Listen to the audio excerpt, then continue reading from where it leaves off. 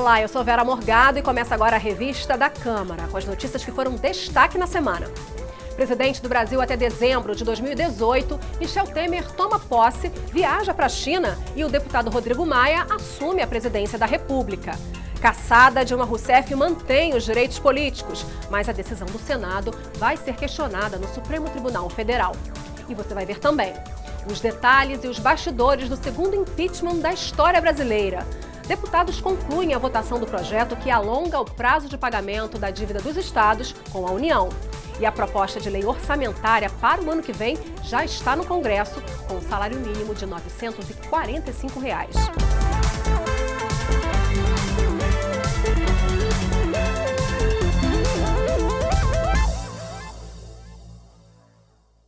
Semana agitada aqui em Brasília, com 3 diferentes presidentes da República. Dilma Rousseff foi cassada, Michel Temer tomou posse e viajou, e o presidente da Câmara, Rodrigo Maia, assumiu a presidência da República até a próxima terça-feira. Antes de embarcar para a China, o presidente Michel Temer se reuniu com os ministros e deu o tom. Nós inauguramos uma nova fase, uma fase em que nós temos um horizonte de 2 anos e 4 meses. 2 anos e 4 meses em que, a partir de hoje, a cobrança será muito maior em relação ao governo. E espera-se que, nesses 2 anos e 4 meses, nós façamos aquilo que temos alardeado, ou seja, colocar o Brasil nos trilhos. A transmissão de cargo aconteceu na base aérea de Brasília. O deputado Rodrigo Maia vai ocupar a presidência da República durante viagem de Michel Temer à China. Temer vai participar de reunião com investidores chineses, de encontros bilaterais e da cúpula de líderes do G20, o grupo formado pelas 20 maiores economias do mundo. Ele deve voltar ao Brasil na terça que vem, um dia antes do 7 de setembro. A posse de Temer foi um pouco mais cedo no plenário do Senado. O mandato dele vai até dezembro de 2018. Foram muitas fotos antes de chegar à mesa para o início dos trabalhos formais.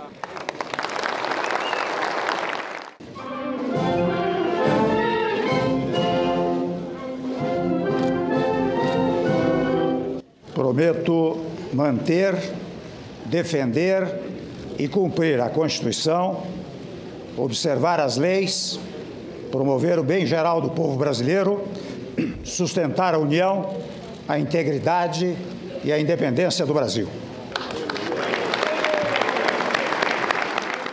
Michel Temer assinou o termo de posse, o ato que encerrou a sessão.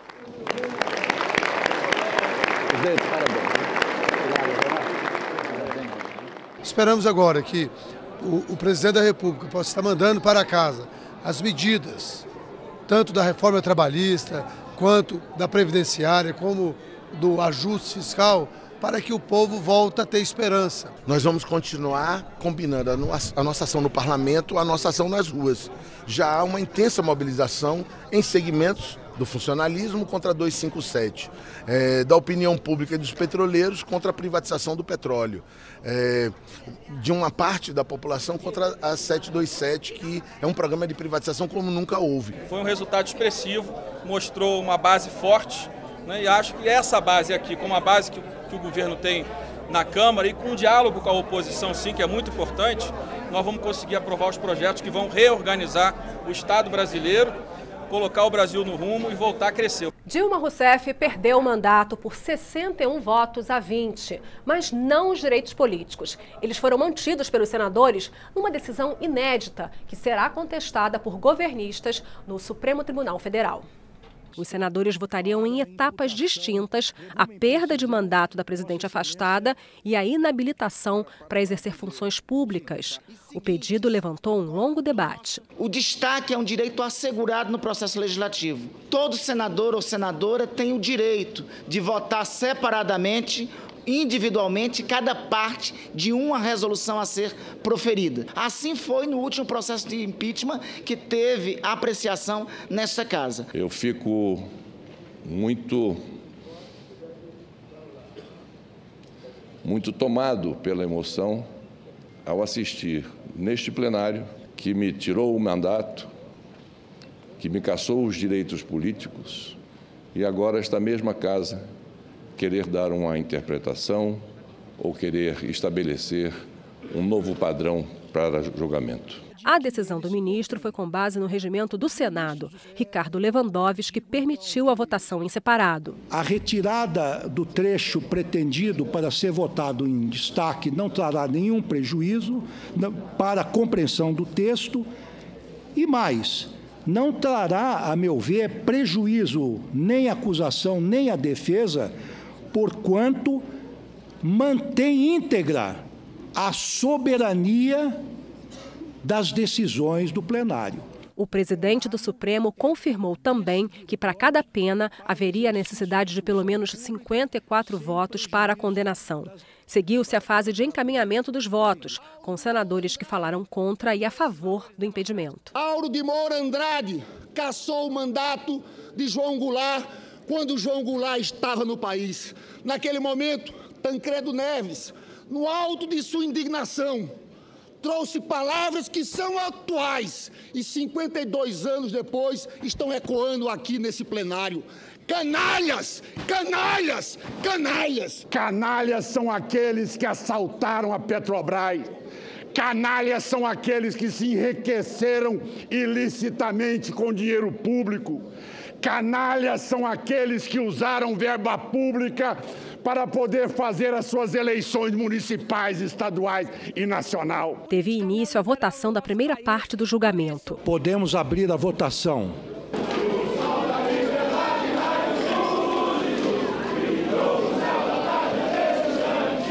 O placar: 61 votos a favor, 20 contra, sem abstenções. Dilma Rousseff foi condenada por crime de responsabilidade, sendo afastada definitivamente do cargo de presidente. Para a votação que definiria a inabilitação política, houve novos encaminhamentos. A condenação nesse ponto faria Dilma Rousseff ficar inelegível por 8 anos e impossibilitada de assumir função pública pelo mesmo período. O presidente do Senado declarou o voto. Nós não podemos deixar de julgar.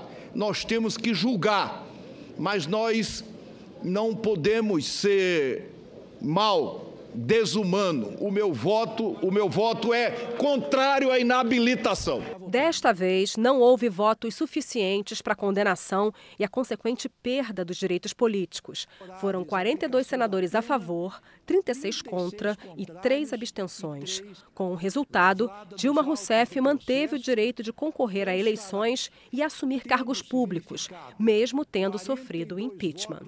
O Senado Federal decidiu afastar a pena de inabilitação para o exercício de cargo público. Devem levar o Supremo Tribunal Federal a essa disputa, porque não há nenhum sentido em o Senado Federal, por 1/3 dos votos, mudar o texto constitucional. Isso é um absurdo e inaceitável. O Senado tem muito poder, mas não tem esse poder. Na minha avaliação, a decisão do Senado ela foi sábia, porque não há, na minha visão, o desejo e, acima de tudo, algo que enseje que a presidente Dilma fique inelegível. Por decisão do novo presidente do PMDB, senador Romero Jucá, o partido também assinou o mandado de segurança elaborado pelo PSDB para questionar no Supremo Tribunal Federal a segunda votação do julgamento de impeachment, que manteve a habilitação política de Dilma Rousseff. Além de PSDB e PMDB, também assinam um recurso o Democratas e o PPS. O presidente da Câmara, deputado Rodrigo Maia, diz acreditar que a decisão do Senado, se mantida, pode afetar futuros processos de cassação. Se nós formos usar a mesma decisão que o presidente Lewandowski tomou hoje, você muda o processo de cassação de qualquer uma, a do Eduardo ou qualquer uma que venha depois, dando a oportunidade de um projeto de resolução, de uma proposição que significaria a possibilidade de suprimir parte do texto ou até de apresentação de emenda para modificar o texto ou para ampliar o texto. Mas eu não tenho ainda a clareza de que há contaminação da decisão de hoje com a decisão que será tomada dia 12 de setembro. Casa cheia no parlamento, mas nas ruas de Brasília, não. Dessa vez, o esquema tradicional de segurança na esplanada dos ministérios serviu apenas para complicar o trânsito.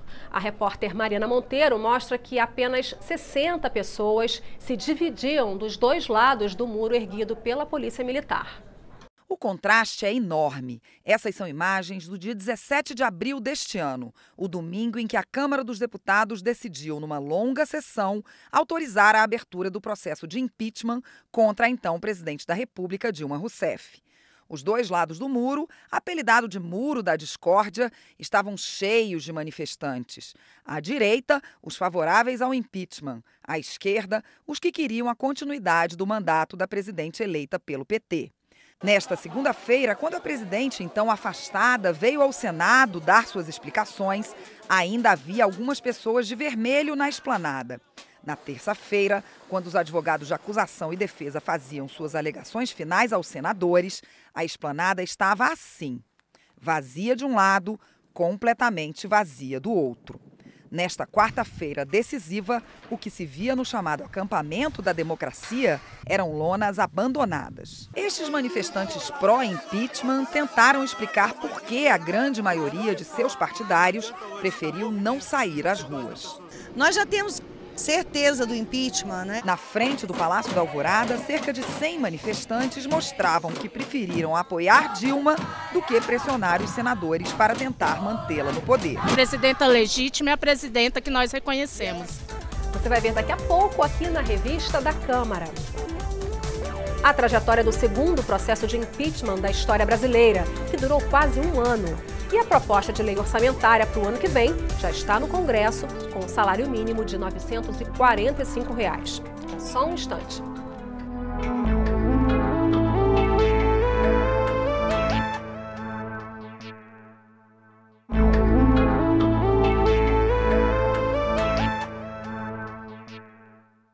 Várias etapas, tanto na Câmara como no Senado, foram necessárias para chegar ao impeachment de Dilma Rousseff. O Supremo Tribunal Federal também foi chamado a participar. E os manifestantes, em vários momentos, com exceção do final, estiveram nas ruas. Foi numa quinta-feira de setembro de 2015 que o presidente Eduardo Cunha recebeu o pedido de impeachment. 2 semanas antes, ele havia recebido um primeiro documento, mas devolveu aos autores para que fossem feitas alterações formais. No início de dezembro, o presidente da Câmara decidiu finalmente acolher o pedido de impeachment. Nós cumprimos o papel constitucional de decidir o recebimento da denúncia. O passo seguinte foi a eleição da Comissão Especial do Impeachment, realizada no plenário da Câmara por meio de votação secreta. Mas um recurso do PCdoB ao Supremo Tribunal Federal questionou os critérios adotados para a eleição da comissão e o tribunal suspendeu a escolha dos deputados. Ainda em dezembro, o Supremo decidiu anular a primeira eleição. A escolha dos nomes da comissão deveria acontecer em votação aberta e sem chapas avulsas. Só em março foi realizada a nova eleição e, finalmente, os trabalhos da comissão tiveram início. Mais especificamente, no dia 17 daquele mês. E foi eleito o deputado Rogério Rosso para presidente. Os responsáveis pelo pedido do impeachment foram os primeiros a serem ouvidos. No dia 6 de abril, o deputado Jovair Arantes, relator da comissão, leu o voto em que considerou as chamadas pedaladas fiscais infrações orçamentárias e foi favorável à admissibilidade do pedido de impeachment. Após quase um mês de trabalho, o relatório foi aprovado na comissão com 38 votos favoráveis. Houve 27 votos contra o impeachment. Votaram sim! 38! Não! 27! Noite de domingo, os deputados aprovaram a autorização para que fosse aberto o processo de impeachment contra a presidente Dilma Rousseff. Foram mais de 50 horas de discussão e votação. Meu voto é não ao golpe, senhor presidente. E para o futuro! No final, o placar foi de 367 votos a favor, 137 contra e 7 abstenções.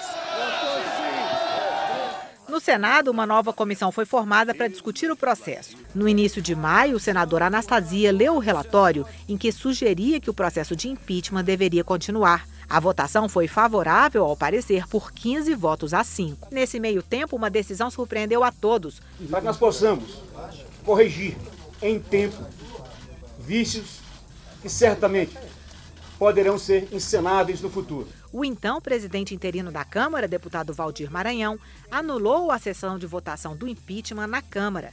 Mas essa decisão teve vida curta. Primeiro porque o presidente do Senado decidiu continuar com a tramitação do processo lá no Senado. E porque no fim daquele mesmo dia, o próprio Maranhão voltou atrás. O pedido que recomendava a abertura de processo contra a presidente Dilma seguiu para o plenário do Senado Federal. O relatório do senador Anastasia foi discutido mais uma vez. Por 55 votos a favor e 22 contra, o plenário do Senado julgou procedente a denúncia contra a presidente Dilma Rousseff. O parecer foi aprovado. Com essa decisão, ela foi afastada do cargo por 180 dias e assumiu de forma interina o vice-presidente Michel Temer. Começou assim a etapa do processo de impeachment conhecida como pronúncia. O presidente do Supremo Tribunal Federal, Ricardo Lewandowski, passou a presidir no Senado as sessões de julgamento da presidente afastada. Numa sessão que durou 15 horas, o plenário do Senado aprovou por 59 votos a 21 o parecer pela continuidade do processo de impeachment. A partir deste momento, a presidente afastada virou ré no processo. Na defesa que fez pessoalmente no parlamento, Dilma Rousseff sustentou o argumento de que o impeachment é um golpe e uma vingança política.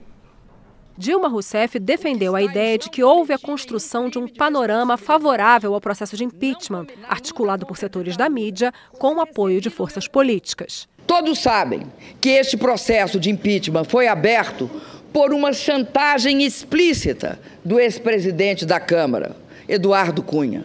Trata-se de uma ação deliberada, que conta com o silêncio cúmplice de setores da grande mídia brasileira. Durante a fase de perguntas dos senadores, a presidente se defendeu pontualmente das acusações que são a base do processo de impeachment, as chamadas pedaladas fiscais para o pagamento do Plano Safra e a abertura de créditos por decreto sem autorização do Legislativo. A presidente afastada afirmou várias vezes que não cometeu crime de responsabilidade.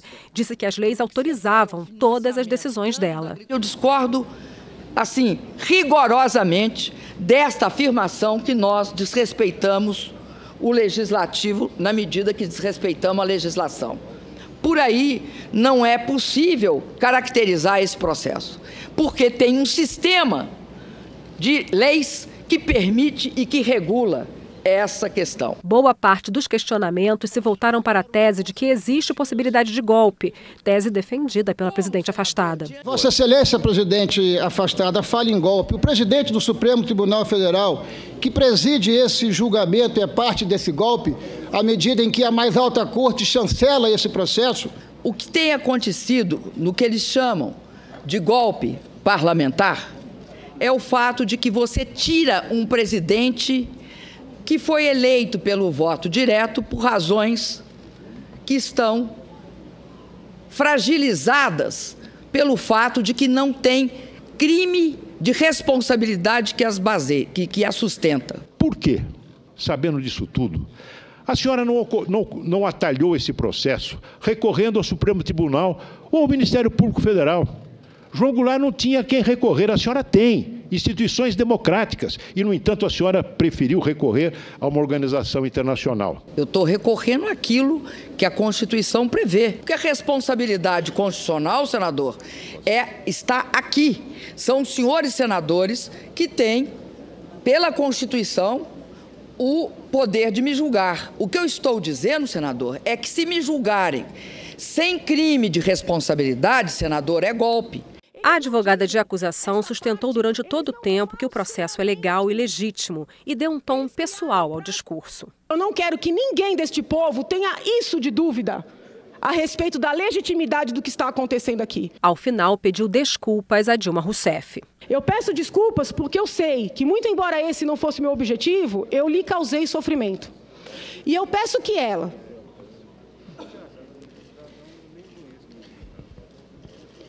um dia entenda que eu fiz isso pensando também nos netos dela. O advogado de defesa comparou as atuais acusações contra a presidente afastada com aquelas que Dilma respondeu durante a ditadura militar. Para José Eduardo Cardoso, o processo hoje é baseado em pretextos, como foi no passado. E alguém poderá me dizer, não, no fundo, veja, é só a perda do mandato, eu não estou atingindo Dilma. Não. É uma pena de morte política. É uma execração que se faz a uma pessoa digna. Logo depois do anúncio do afastamento definitivo da presidência da República, Dilma fez um pronunciamento de cerca de 10 minutos no Palácio da Alvorada e anunciou uma oposição incansável e enérgica. É o segundo golpe de Estado que enfrento na vida.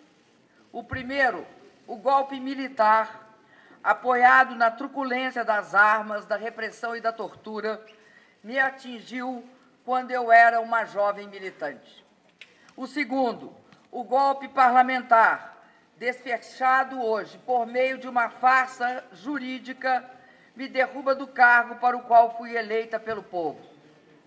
É uma inequívoca eleição indireta, em que 61 senadores substituem a vontade expressa de 54,5 milhões de votos. É uma fraude contra a qual ainda vamos recorrer em todas as instâncias possíveis. A defesa da ex-presidente entrou com um recurso no Supremo Tribunal Federal pedindo que o resultado do impeachment seja anulado e que seja determinada uma nova votação. O presidente Michel Temer disse que o governo não é golpista e que não vai admitir divisão na base aliada. Agora as coisas se definiram e, portanto, é preciso muita firmeza. E a firmeza, muitas vezes, vem pela elegância da conduta, não vem pelo xingamento ou pela agressão. Não é? O que todos são aqui são elegantes, mas é preciso firmeza, digo eu. E firmeza para quando dizer golpista, golpista é quem derruba a Constituição, quem quer violar o texto constitucional. Não pode tolerar essa espécie de afirmação. Quem tolerar, eu confesso que vou trocar uma ideia sobre isso. Não é possível tolerar, porque agora isso aqui não é brincadeira, e nem ação entre amigos, e nem ação contra inimigos. Ninguém vai caçar bruxas aqui, mas também não vamos deixar que também tentem demonstrar que o governo não é capaz de responder. Apesar do foco no Senado e no impeachment, os deputados concluíram em plenário a votação do projeto que alonga o prazo de pagamento da dívida dos estados com a União por 20 anos. Também foi aprovada uma medida provisória que permite a entrada de empresas privadas em ações do setor público. Editada por Michel Temer assim que assumiu a presidência da República como interino, a medida provisória 727 cria o Programa de Parcerias de Investimentos, o PPI. A proposta facilita a concessão de empreendimentos públicos de infraestrutura para o setor privado, sob a justificativa de que é preciso eliminar entraves burocráticos. Houve tentativa de obstrução, mas a MP foi aprovada. Um destaque negociado por acordo conseguiu retirar do texto pontos que mudavam a lei de licitações. Essa medida provisória, somada à PEC 241, é a mudança estrutural do Estado brasileiro, que será totalmente terceirizado, privatizado. A parceria com o setor privado vai ser a chave da retomada do investimento. Em seguida, o plenário voltou ao tema da renegociação das dívidas dos estados com o governo federal. Foram analisados e rejeitados os últimos pontos destacados do projeto que trata da renegociação. O texto principal e parte dos destaques já foram votados em semanas anteriores. A polêmica, mais uma vez, ficou nas contrapartidas exigidas dos estados. Os estados não poderem contratar, os estados não poderem concursar, os estados não terem um teto de gastos com serviços públicos, que é exatamente o que agora o governo interino golpista está querendo impor. Nós temos que mudar essa mentalidade, principalmente a mentalidade de partidos, como é o caso do PT e os seus parceiros, que nesse momento não querem mais olhar para o futuro, querem o quanto pior melhor, exatamente aquilo que nos acusavam. Tanto a medida provisória quanto o projeto que trata da renegociação das dívidas dos estados seguem agora para análise do Senado Federal. Os deputados também discutiram a proposta que retira a obrigatoriedade de a Petrobras ser operadora única da exploração do petróleo no pré-sal. Mas a votação dessa proposta ficou para depois do dia 12 de setembro. O plenário votou e aprovou medida provisória que trata da emissão de 2 certificados voltados para a área agrícola. Corrigidos pela variação cambial de outras moedas, os 2 mecanismos buscam garantir o financiamento externo para o agronegócio. Esta foi a última MP editada pela presidente Dilma Rousseff antes de ser afastada do cargo. Na semana que passou, o governo federal entregou ao Congresso o projeto da Lei Orçamentária para 2017. A proposta prevê um salário mínimo de R$ 945,80 e um PIB nominal de 6 trilhões e 800 bilhões de reais. Meirelles mostrou um resumo de onde devem ser tirados os quase 55 bilhões e meio a mais de receitas previstos na revisão da meta fiscal que o governo já havia entregado ao Congresso. Segundo o ministro, só com o crescimento da economia haverá um aumento na arrecadação de impostos de 26 bilhões de reais. O restante virá de concessões, especialmente nas áreas de petróleo, gás e energia elétrica, além de redução de despesas e venda de bens do governo, entre outros. É um orçamento realista, é um orçamento conservador, ele leva em conta as melhoras que estão ocorrendo na economia brasileira. O ministro do Planejamento, Diogo Oliveira, anunciou uma despesa total de 1 trilhão e 316 bilhões de reais para 2017 e fez um alerta para o crescimento das despesas obrigatórias.